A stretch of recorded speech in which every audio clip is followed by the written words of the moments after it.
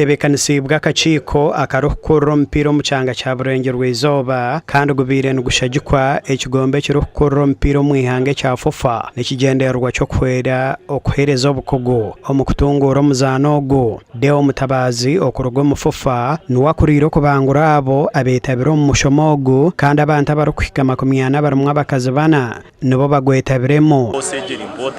Administration aha level 1 hariyo level 2 so igi niyo kutandikira 1 kushoma forces administration y'omupiira kandi tukaba western twafuna omugisha twasanga ebintu bingi tubeturi arwaza omupiira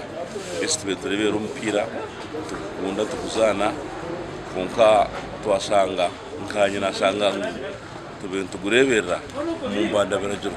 so kose je kiratiyambe twaba twinaho abantu bamwe bakumanya some of the rules nishitiyamba kugira ngo buvuye butakakanya. Ebyo bikiryaho timu ya Ntare School Erizooba yasingwa emizaano 2 ekuratine omu mpaka za ligi ya Burengero rw'Izooba za basketball bwanyuma yo kusingwa timu y'Ibanda Phoenix hamwe na Nakivale omu mizaano yazanirwa ha kice ky'Ambarra University. Ntare basingwa Ibanda aha bigoba 5 harimu 50 kandi yo Nakivale yabasinga aha bigoba 78 hari 4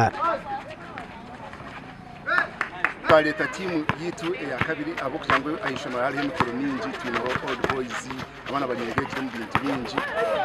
ico cyatuma batsinda semwe ababibanda konka abasigazi nyesa kari kuturabalete